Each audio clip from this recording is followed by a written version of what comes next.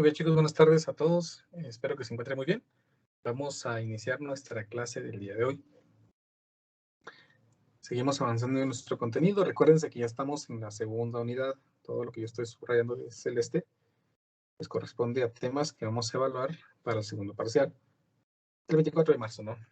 Ya faltan unas cuantas semanas. Todavía faltan unas cuantas semanas. Entonces vamos a trabajar hoy, 2 de marzo, nuestro tema de potencial eléctrico y campo eléctrico.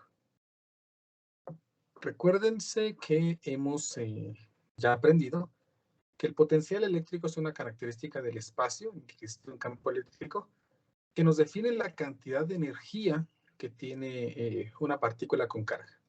Nos da la cantidad de energía por cada unidad de Coulomb que tenga esa partícula. En nuestra última clase vimos que las partículas, dependiendo de su carga, sea positiva o negativa, siempre se va a mover en la dirección en la que haya un cambio en su potencial eléctrico. Si la partícula es positiva, pues se mueve en la dirección en la que va el potencial eléctrico de mayor a menor. Y si tenemos una partícula con carga negativa, entonces se mueve en la dirección en la que el campo vaya de menor a mayor. La positiva de mayor a menor. Creo haberlo dicho bien, no sé si me confundí. Entonces, trabajemos hoy, 2 de marzo del 2022. Entonces, quiero que quede claro muy bien. Las partículas positivas se mueven en la dirección que va el campo eléctrico de mayor a menor. Siempre las partículas positivas buscan un potencial menor. Y las partículas negativas pues, buscan un potencial mayor. Si nosotros tenemos un potencial, un solo valor de potencial, las partículas no se van a mover. Se mueven si existe una diferencia de potencial entre esos dos puntos en los que se puedan mover. Eso explicaría ciertas cosas que nosotros miramos en nuestro entorno. Yo estoy seguro que ustedes habrán visto que en los postes de la calle, pues generalmente van unos postes así, más o menos.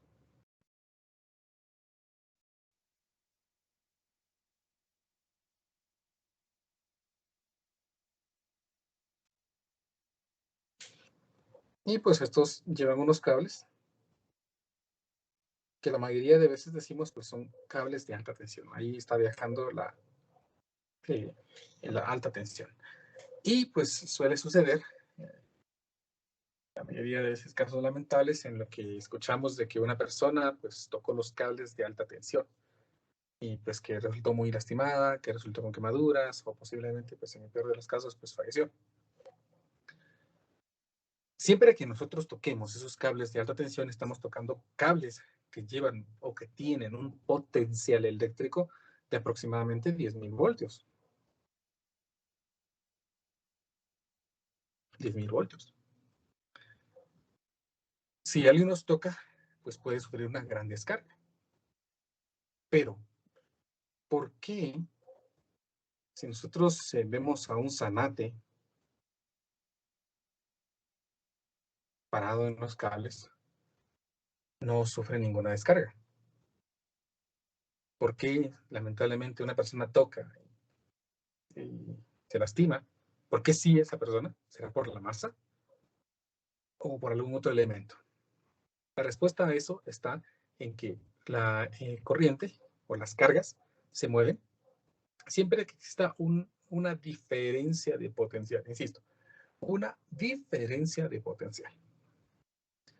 Por lo tanto, cuando un ave, un zanate, se encuentra posado sobre un cable, el ave tiene el mismo potencial que el cable. Es decir, esta ave va a tener 10.000 voltios, pero no está en contacto con otro punto que tenga un potencial mayor o un potencial menor que haga que las cargas se puedan mover.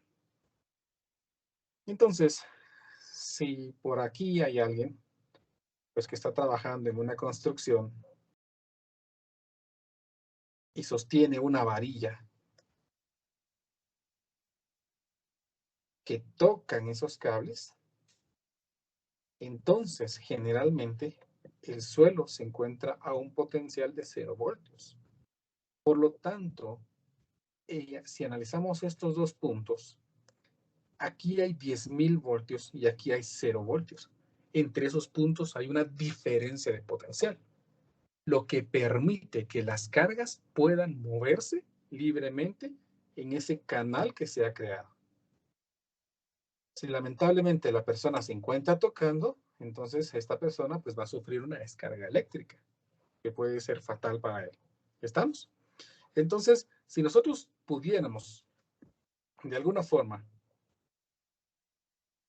colgarnos del cable, pues en teoría no nos va a pasar nada. A menos que toquemos otro punto que tenga un potencial menor. Nosotros podríamos sujetar esto de 10.000 voltios y no nos va a pasar absolutamente nada. Nada de nada. ¿Estamos? Porque no estamos en contacto con otro punto. Ah, bueno, pero si viene alguien por allí y dice, yo te voy a rescatar, y te subes sobre un basurero y lo intentas sujetar, pues allí sí, ya se está creando un canal que tiene una diferencia de potencial, electrocutando a ambas personas. ¿Sí? ¿Me explico? ¿Se comprende esto de la diferencia de potencial? ¿Alguna pregunta?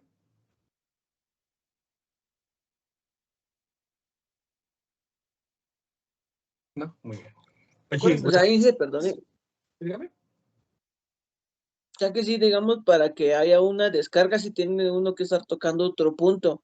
Entonces, no, eso es hasta cierto punto es un mito de eso, de que estamos tocando un cable de alta tensión y si no tenemos contacto con algo más, no nos pasa nada. Exacto, como las aves, ¿no? Observe que el ave Sí, pues, cabal. puede salir ahí y ver los pajaritos esos chiquititos, o los anates, o a veces hasta los sopes, ¿no? Si estamos cerca de un rastro, por ejemplo, parados sobre los cables, no les pasa nada, ¿no? Porque están estas aves a un mismo potencial eléctrico. Si generamos una diferencia de potencial, entonces sí obligamos a que las cargas se muevan. Lo mismo pasa en los tomacorrientes. Ustedes han visto pues que los tomacorrientes más o menos son así.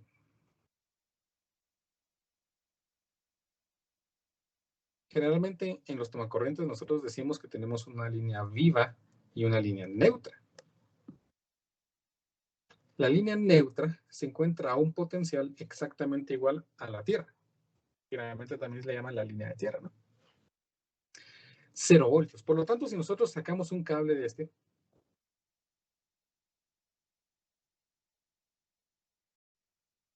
y lo tocamos, no nos va a pasar nada. ¿Por qué? Porque estamos en el suelo que tiene exactamente un mismo potencial, 0 voltios. No sentimos absolutamente nada. Y tocamos y no pasa nada, el cable no tiene corriente, decimos. Pero, si por el contrario, alguien viene y toca el cable que se encuentra en la línea viva, que generalmente esta tiene 110 voltios, solo que otro tipo de corte, bueno, algo un poco más complejo, ¿no? Si tocamos esta línea de 110 voltios, entonces nosotros sí vamos a sentir una descarga. ¿Por qué? Porque estamos parados sobre una superficie que tiene un potencial de 0 voltios. Entonces se está creando una conexión entre dos puntos que tienen diferente potencial, creando por lo tanto una diferencia de potencial. ¿Me explico? ¿Se comprende bien esta idea? Eso estando Sí, descalzos, ¿no? Exactamente, estando descalzos. Si usted utiliza algún tipo de zapato industrial que lo aísla del suelo, pues no le va a pasar nada. Que lo aísle, ¿verdad? Que lo aísle bien del suelo, ¿no? Pero la medida de zapatos, pues no nos aíslan del suelo. Tiene que ser un calzado especial, ¿no? Para poder aislarnos. O si nos paramos, por ejemplo, sobre algún plástico o algo, y nosotros tocamos esto, entonces, pues nosotros va a pasar lo mismo que las aves colgando en el posar sobre el cable. Pues no hay contacto con otro punto, entonces, pues nosotros no vamos a sentir absolutamente nada. Si tocamos los dos, sí. Ahí sí, inevitablemente, ¿verdad? Porque estamos haciendo contacto con los dos puntos, de uno de 0 voltios y uno de 110 voltios. ¿Estamos? ¿Alguna otra pregunta? para los que han experimentado, a los que les da curiosidad de todo eso y alguna vez metieron una llave, un tenedor o algo, al tomar corriente, pues se pueden dar cuenta que cuando ustedes lo meten de un lado, pues sí les agarra la corriente y después hay que sacarlo con alguna herramienta y en el otro lado, pues lo metemos y no pasa absolutamente nada. Incluso, pues si lo llegaron a hacer, cuando tocaron ese tenedor, esa llave o lo que ustedes hayan ingresado, pues sintieron la descarga, sienten la corriente de pasar por su mano y pues se podrán dar cuenta. Vamos a intentar dibujar aquí una mano.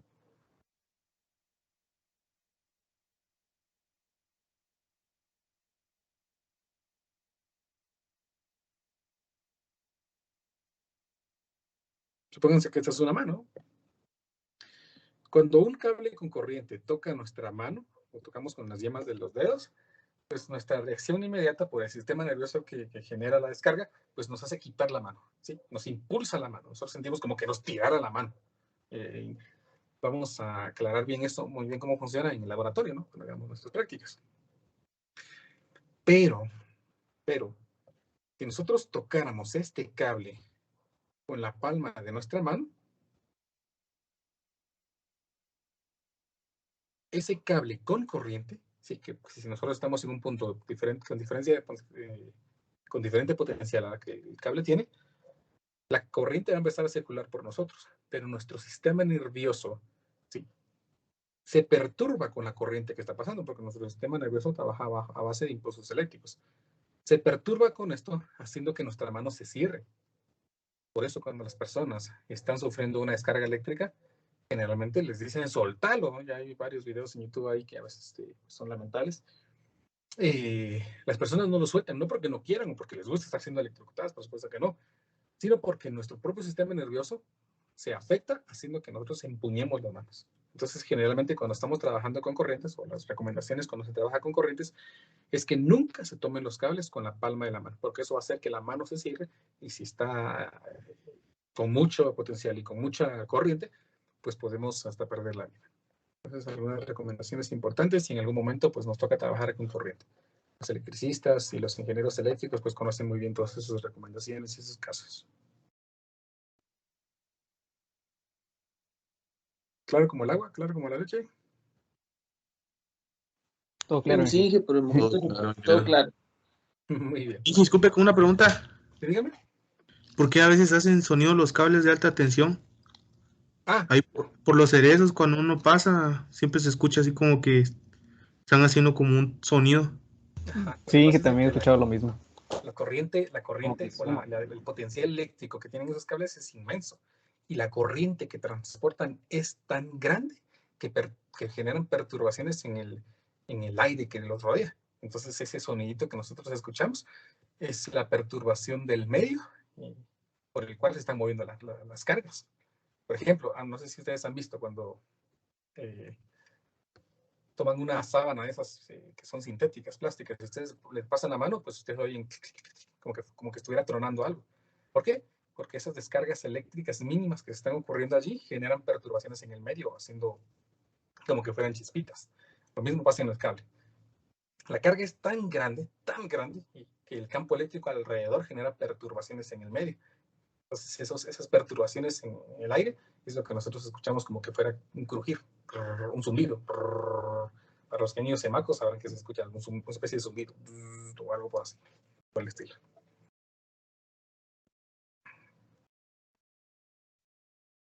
¿Estamos? Generalmente el aire no es un conductor, es decir, las cargas no viajan por el aire. Pero si el campo eléctrico es tan grande, podemos hacer que el aire se vuelva un conductor, haciendo que la corriente pase por él. Tal es el caso de los rayos. Los rayos, en el cielo se encuentra un valor de potencial y en el suelo se encuentra otro valor de potencial. Cuando la diferencia de potencial entre el cielo y el suelo es tan grande, entonces el aire se convierte en un conductor y empieza a circular la carga a través de ellos. Y no se libera, el rayo no cesa hasta que acabe esa discrepancia entre los potenciales.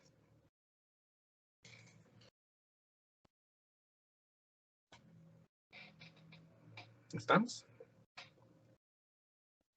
Muy bien. Sí, y Perfecto. disculpe Bien, la pregunta. Y eso tendría algo que ver, por ejemplo, con esto de la bobina de Tesla, ¿no? Porque yo he visto que, o sea, cuando tienen alguna bobina y acercan un poco, se enciende nada más, o sea, sin que haya un contacto. Sí, más o menos, pero ahí lo que estamos en la bobina de Tesla, estamos generando un campo electromagnético. Es un poquito más, es casi la misma idea. Es decir, un campo eléctrico, se genera un campo eléctrico, pero también estamos generando un campo magnético que perturba a las lamparitas esas que las acercamos, ¿no? Es un poquito más complejo que simplemente un campo eléctrico, pero sí la idea es muy similar. El campo eléctrico es tan grande que perturbamos las partículas que genera de gas que están adentro de esas lamparitas, ¿no? Haciendo que se enciendan. Realmente son esos tubitos, esos choricitos que tienen adentro un gas. Entonces perturban las partículas generando luz.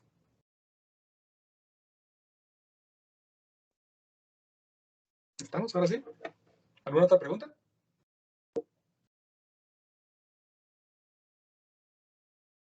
Muy bien. Entonces ahora sí, vamos con nuestro tema. Esto lo quería aclarar para que quedara muy bien y comprendamos mejor cómo funciona eso de las diferencias de potenciales y lo que es el potencial, ¿sí? Las diferencias que existen entre la diferencia de potencial y el propio potencial. Entonces, pues veamos nuestro tema de hoy, que es campo eléctrico y potencial eléctrico.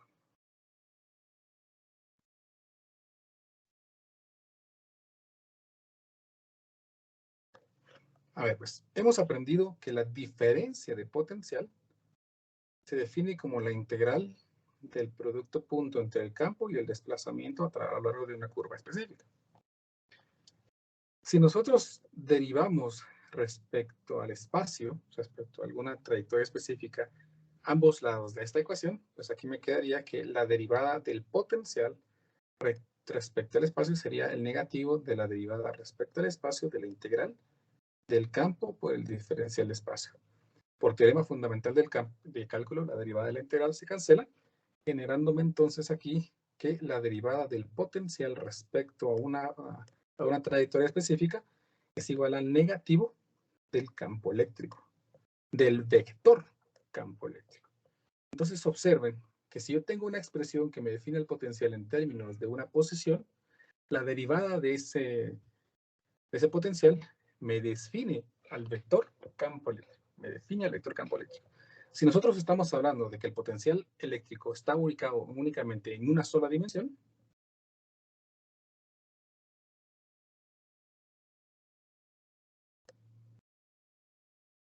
estamos en un ambiente unidimensional, entonces la derivada del potencial respecto al eje X, por ejemplo, me da el negativo del campo eléctrico en el eje X.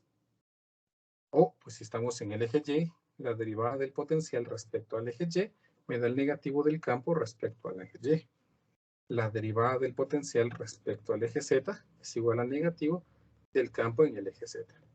Pero si estamos en un ambiente multidimensional, bidimensional, tridimensional o más, ¿sí? En varias dimensiones,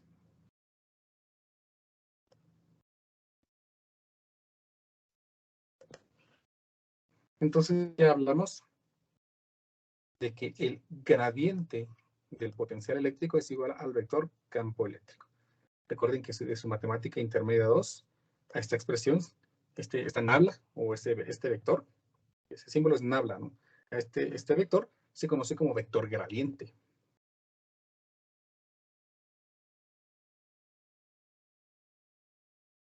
Entonces, matemáticamente hablando, el vector gradiente del potencial eléctrico define al negativo del campo eléctrico. ¿Sí? El campo eléctrico es el negativo, si lo vemos desde otro lado. Cambiamos el signo negativo. Y el campo eléctrico es el negativo del gradiente del potencial eléctrico. Recuérdense que si estamos hablando de varias dimensiones, pues estoy definiendo aquí que el vector campo eléctrico se define como el negativo de la derivada parcial del potencial respecto a X, respecto a y respecto a Z. Entonces el potencial eléctrico se define, bueno, las derivadas parciales, las primeras derivadas parciales del potencial eléctrico generan un vector que resulta ser el negativo del campo eléctrico. ¿Ya estamos? una de las características principales que aprendemos cuando, a la que concluimos cuando aprendemos el vector gradiente, es que el vector gradiente tiene la característica de que siempre apunta de manera perpendicular a una curva dada. Si recuerdan su mate 5, ¿no? Un poquito de mate ahorita. El vector gradiente siempre apunta de manera perpendicular a una curva dada. Por lo tanto, el vector gradiente, ¿sí? Es decir, el vector gradiente del campo eléctrico, el gradiente del potencial eléctrico, perdón, siempre va a apuntar de manera perpendicular al campo eléctrico, lo que significa que estamos creando con el vector gradiente un conjunto de líneas que tienen el mismo potencial y que son perpendiculares al campo eléctrico. Entonces, si nosotros tenemos aquí, por ejemplo, un campo eléctrico generado entre dos placas,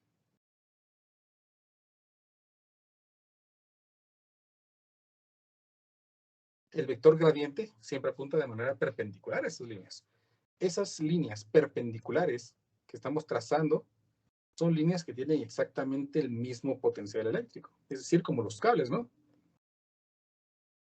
A lo largo de esos cables nosotros tenemos exactamente el mismo potencial. En estas líneas que nosotros estamos creando aquí, tenemos exactamente el mismo potencial. A estas líneas creadas, no es que las veamos, ¿no? Esas se definen, así como líneas perpendiculares al campo eléctrico, se conocen como líneas equipotenciales.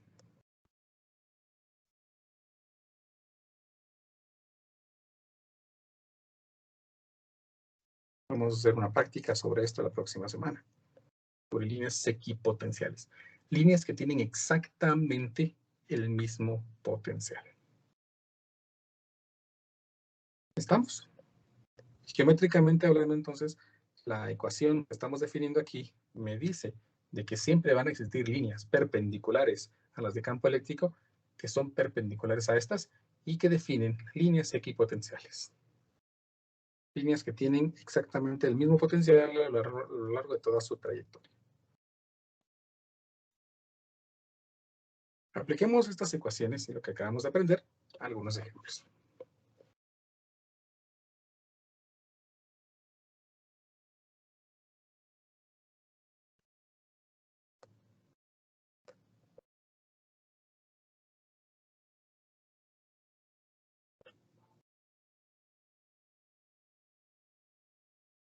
Dice el problema así. Una partícula de polvo de 2.5 miligramos con una carga de 1 microcoulomb cae en un punto X es igual a 2 metros, en una región en la que el potencial eléctrico varía según potencial en función de X es igual a 2 voltios metros cuadrados menos 3 voltios sobre metro cúbico por X cubo. ¿Con qué aceleración empieza a moverse la partícula después de aterrizar? Miremos, pues, el problema está diciendo que nosotros tenemos una expresión que define el potencial a lo largo del eje X. Descrita mediante 2x al cuadrado menos 3x al cubo.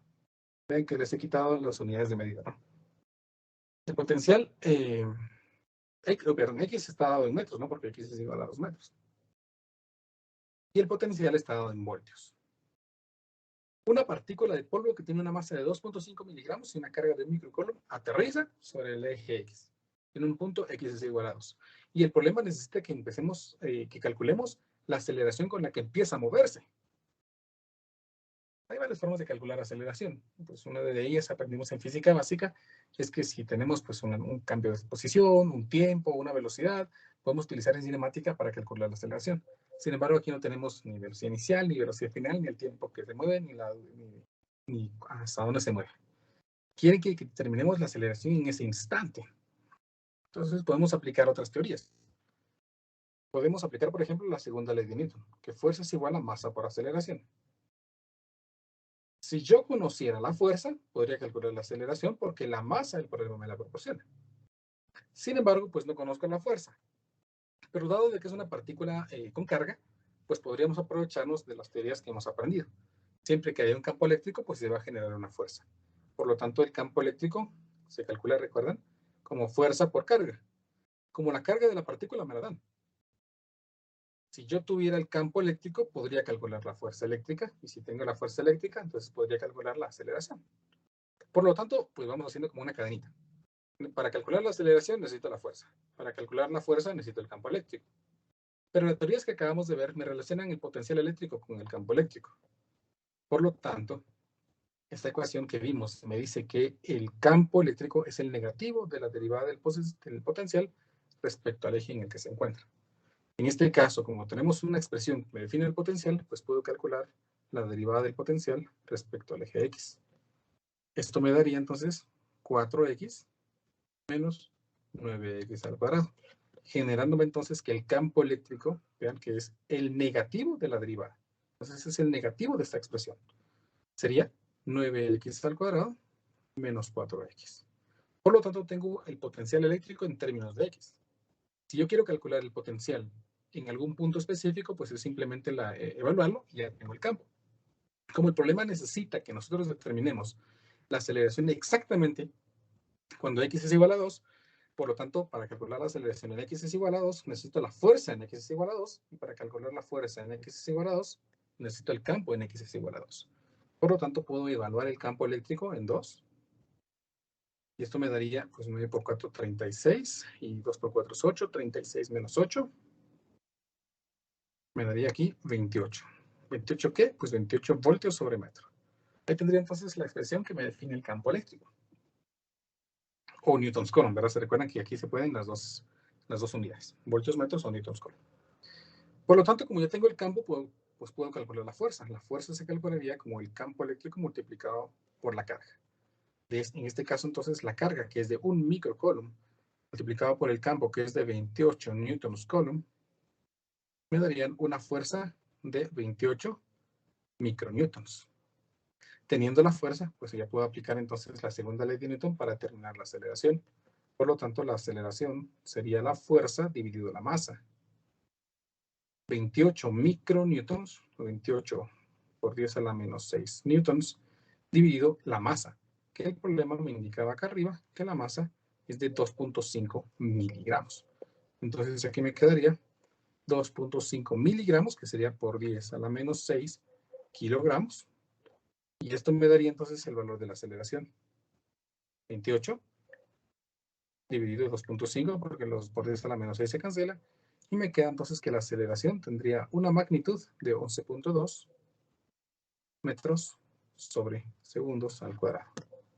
Debemos notar que esta ecuación de potencial me da el vector campo eléctrico. Y como estamos en un solo eje, entonces el signo del campo eléctrico pues me diría si es hacia arriba, pero no si es a la derecha, si es positivo, o a la izquierda si es negativo.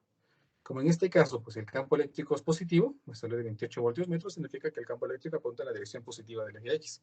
Lo mismo que la fuerza y finalmente lo mismo que la aceleración, moviéndose a lo largo del eje X. Positivo. ¿Me explico con este problema cómo hemos aplicado las ecuaciones? ¿Alguna pregunta? Inge, disculpe. Dígame. ¿Por qué sustituyó en X igual a 2? Ahí en la ecuación de E. Porque el problema me pide que trabaje en X es igual a 2. Gracias, Inge. Muy bien. Eso es para un punto específico, Inge, de lo que usted decía. Exactamente. Porque el Sí, campo va a variar. no se podría,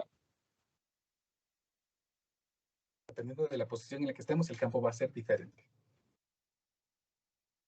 y que podría volver a explicar eso de los signos del campo eléctrico, disculpe. Bueno, sí, les decía de Sí, que el campo gracias. eléctrico se define como el vector.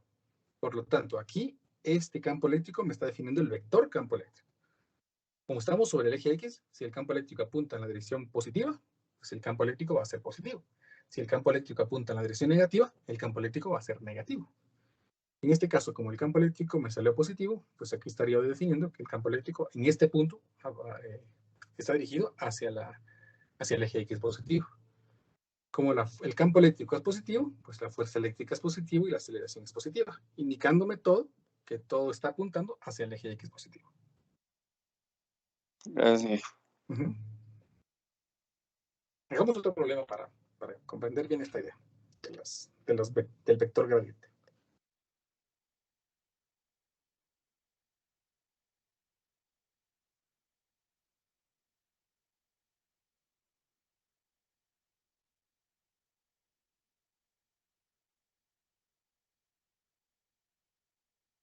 A ver, pues dice este problema.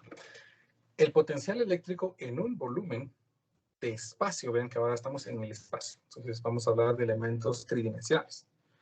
Está dado por P de X, Y, Z, igual a X cuadrado más XY cuadrado más YZ, tridimensional, vean.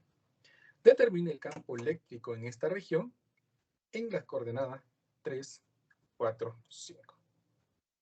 Muy bien. De acuerdo a lo que vimos, el campo eléctrico, cuando estamos en elementos multidimensionales, el campo eléctrico es el negativo del vector gradiente del potencial eléctrico. Por lo tanto, el campo eléctrico no es nada más que el negativo del vector que se define por las primeras derivadas parciales del potencial respecto a los ejes en los que está definido. En este caso, X, Y y Z. Por lo tanto, aquí me quedaría que el campo eléctrico es igual al negativo de la derivada parcial del potencial respecto a X. Entonces eso es fácil, ¿no? Lo único que tengo que hacer es derivar toda la expresión asumiendo de que X es la variable y lo demás es constante. La derivada de X cuadrado respecto a X, pues es 2X. La derivada de XY cuadrado respecto a X, pues solo derivo X, dicen que la derivada de X es 1. Entonces 1 por Y cuadrado es Y cuadrado. Y pues esto es una constante porque no está X, por lo tanto su derivada es 0. Derivo ahora el potencial respecto a Y. La derivada de X cuadrado, pues como es una constante, es 0. La derivada de Y cuadrado es 2Y. Entonces aquí por la constante me quedaría 2XY. Más la derivada de esa expresión respecto a Y, pues la derivada de Y es 1. Por lo tanto me queda Z. Por último, derivo respecto a Z. La derivada de esta expresión respecto a Z es 0. La de esta expresión respecto a Z es 0. Y aquí derivo Z. La derivada de Z es 1. Y por lo tanto me queda únicamente Y. Tengo entonces una expresión que define el vector campo eléctrico. El problema necesita que calculemos el campo eléctrico en el punto 3, 4, 5. Eso significa que voy a evaluar el campo eléctrico en 3, 4, 5.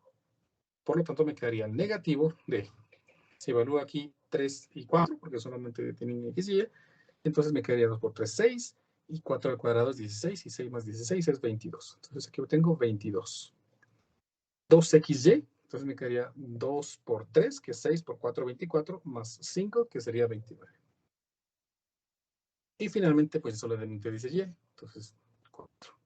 Por lo tanto, el vector campo eléctrico en el punto 3, 4, 5, y ya multiplicamos las componentes por ese signo negativo, ya me quedaría que es de menos 22 y menos 29 J menos 4K. Y ahí tenemos entonces el vector campo eléctrico en el punto 3, 4, 5. ¿Me explico?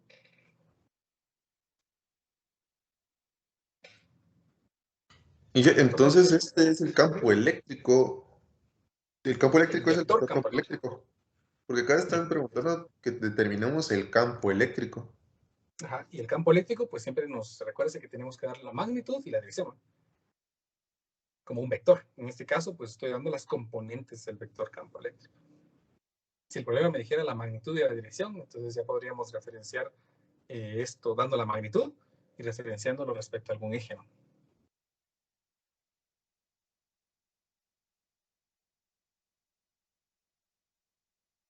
Siempre que me pidan el campo, se recuerda que lo hablábamos el otro día, siempre que pidan el campo hay que darlo como un vector, magnitud y dirección o componentes.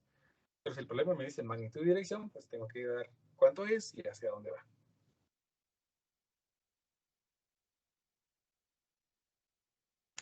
Ya, gracias, ingeniero. Muy bien. Un subtema de este es algo muy parecido a lo que trabajamos en algún momento, que se llama potencial eléctrico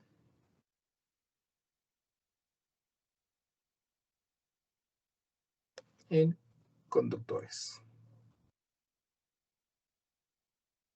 ¿Se recuerdan que trabajamos ya el tema de ley de Gauss en conductores?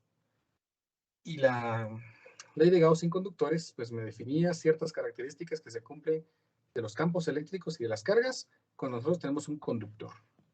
Supónganse que nosotros tenemos aquí un conductor con carga negativa. ¿Qué características cumplen los conductores cuando tienen carga? ¿Se recuerdan?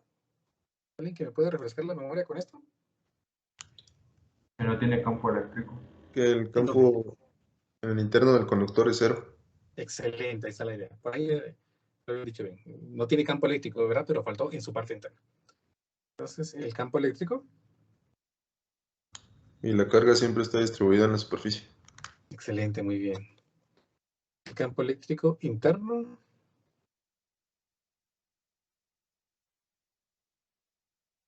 Siempre es 0. Y la otra condición es que la carga está distribuida en su superficie.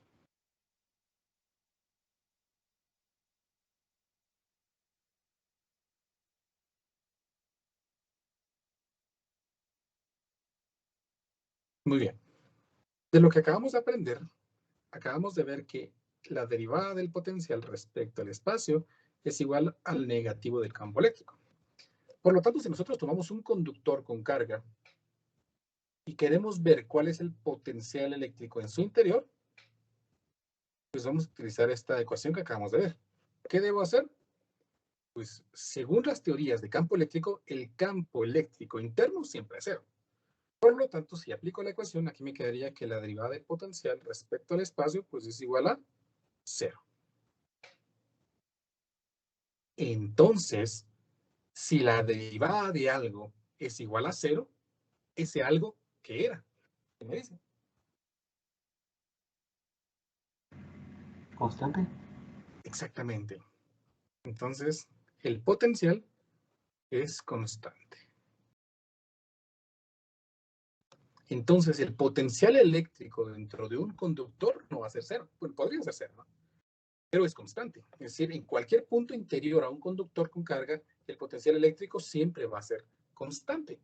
¿Y constante cuándo? ¿Y qué valor? Bueno, pues como en el instante en el que nosotros ingresamos al potencial eléctrico, de allí, desde su superficie para adentro, tiene que ser constante. Y si desde su superficie hacia adentro tiene que ser constante, entonces el potencial que tenga en la superficie va a ser exactamente el mismo potencial que tenga en cualquier punto de su interior. Por lo tanto, concluimos aquí en que el potencial es constante y E igual al potencial en su superficie. El potencial es constante E igual al potencial en su superficie. Por lo tanto, si el potencial eléctrico en la superficie de un conductor me salió 8, pues entonces en cualquier punto interno a este, el potencial eléctrico va a ser 8. Por lo tanto, el campo eléctrico pues es 0, ¿verdad? Apliquemos esto, pues será un problemita.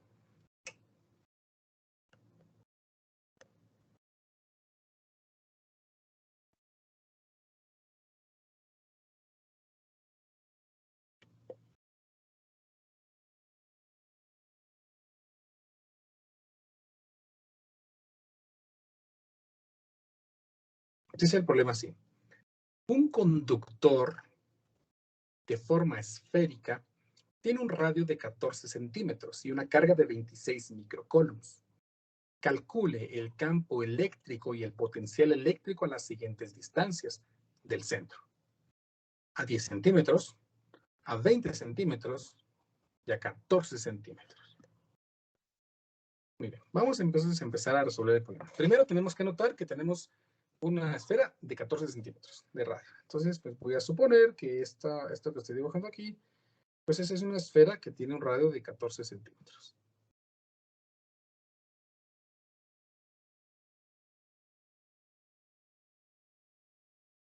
El problema me dice también que la carga es de 26 microcoulombs. Entonces vamos a poner aquí radio de 14 centímetros, una carga de 26 microcoulombs.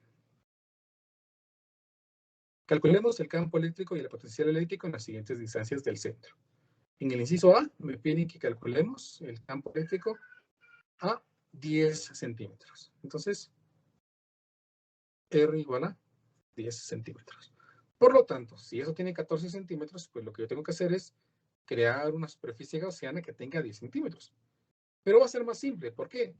Porque ya definimos que dentro de un conductor, el campo eléctrico siempre es el mismo. Y es 0. De acuerdo a lo que acabamos de ver, el potencial eléctrico en el interior de ese conductor va a ser constante. Y el mismo de la superficie. ¿Y cuánto es el potencial en su superficie? Bueno, pues no lo tengo ahorita, ¿no? Entonces, pues dejémoslo pendiente. ¿Por qué? Porque en un inciso me piden que calculemos el potencial en la superficie. Por lo tanto, entonces cuando yo tenga el potencial en la superficie, pues voy a saber cuál es el potencial en cualquier punto en su interior, inclusive en 10 centímetros. Entonces, pues me avanzo y voy al inciso B. Y el problema quiere que yo determine ahora el potencial eléctrico a 20 centímetros. Bueno, entonces voy a aplicar la ley de Gauss. ¿Se recuerdan que la ley de Gauss me dice que tengo que crear una superficie en la que quiero calcular el campo eléctrico? Y a través de esa superficie, el flujo de campo eléctrico está descrito mediante el campo, la carga por dividido la constante de permitividad en el vacío. Y eso es lo mismo a la integral sobre una superficie cerrada del producto punto entre el campo eléctrico, un vector normal y el diferencial de área superficial. Se recordarán que definimos que podemos simplificar esta integral si nuestra superficie gaussiana, nuestra superficie ficticia, cumple con ciertas condiciones. Y como en este caso, pues tenemos una esfera, yo voy a dibujar aquí una esfera de 20 centímetros que sea concéntrica a esta de aquí, de tal manera de que yo pueda eliminarme la integral y hacer los procedimientos más simples. Escribiendo entonces carga dividido epsilon sub 0 igual a campo por área superficial. El área superficial es de la superficie gaussiana que yo estoy creando, que va a ser una esfera de 20 centímetros. Por lo tanto, para determinar entonces el campo eléctrico, me quedaría aquí carga dividido epsilon sub 0 por área superficial. Por lo tanto, ya tengo el campo en términos de la carga. El campo sería entonces carga dividido el área superficial de una esfera, que es 4pi por radio cuadrado por epsilon sub 0. Observen, por favor, que en algún momento del curso definimos que la constante eléctrica dependía de otra constante. Y la podría representar como 1 dividido 4pi epsilon sub 0. Entonces, si yo reemplazo esto por la constante eléctrica, me queda que el campo eléctrico, pues es la constante por la carga dividido R cuadrado. Ahí tengo el campo eléctrico a una distancia R del centro de la esfera. Noten que esta ecuación, pues es como que fuera una carga puntual, ¿no? Se recuerdan que el campo eléctrico debido a una carga puntual es constante eléctrica por carga dividido R cuadrado. De lo que acabamos de aprender, el campo eléctrico es el negativo de la derivada del potencial respecto a la posición, en este caso respecto al radio, porque estamos midiendo de forma radial. Constante por carga dividido R cuadrado. Si yo despejo aquí con esta pequeña ecuación diferencial, me queda que dV es igual al negativo de la carga de la constante eléctrica por la carga dividido R cuadrado por diferencial de R. Si integramos de ambos lados de la ecuación, pues me quedaría que el potencial es igual a la constante eléctrica por la carga dividido R. Y he encontrado entonces el potencial eléctrico que coincide exactamente con el potencial eléctrico debido a una carga puntual. Entonces observen de que si consideramos el campo eléctrico calculado como una carga puntual, pues las ecuaciones me muestran que el potencial también lo podemos definir como el potencial debido a una carga puntual. Como queremos calcular entonces el campo eléctrico a una distancia de 20 centímetros y el potencial a 20 centímetros, entonces evaluemos el potencial a 20 centímetros. En este caso, entonces, el potencial a 20 centímetros sería la carga total, que serían 26 por 10 a la menos 6, multiplicado por la constante, que es 9 por 10 a la 9, y dividido la separación al cuadrado. 20 centímetros, 20 por 10 a la menos 2, al cuadrado. Y me queda que el campo eléctrico, entonces, es de 5.85 por 10 a la 6. Voltios sobre metro. Y el potencial a 20 centímetros, pues entonces sería casi que lo mismo que tengo aquí, solo que con la única diferencia de que es sin el cuadrado. Y me queda que el potencial es de 1.17 por 10 a la 6. Voltios. Ahí tengo entonces el campo eléctrico y el potencial eléctrico. Finalmente, el problema me pide que calcule el campo y el potencial a 14 centímetros, pero ya tenemos ahí unas ecuaciones que nos definen eso. Entonces, para el inciso C, pues lo único que voy a hacer es evaluar nuevamente el campo a 14 centímetros y el potencial a 14 centímetros. Entonces, el campo a 14 centímetros pues sería muy parecido a la ecuación que tengo aquí, solo que en lugar de 20, 14.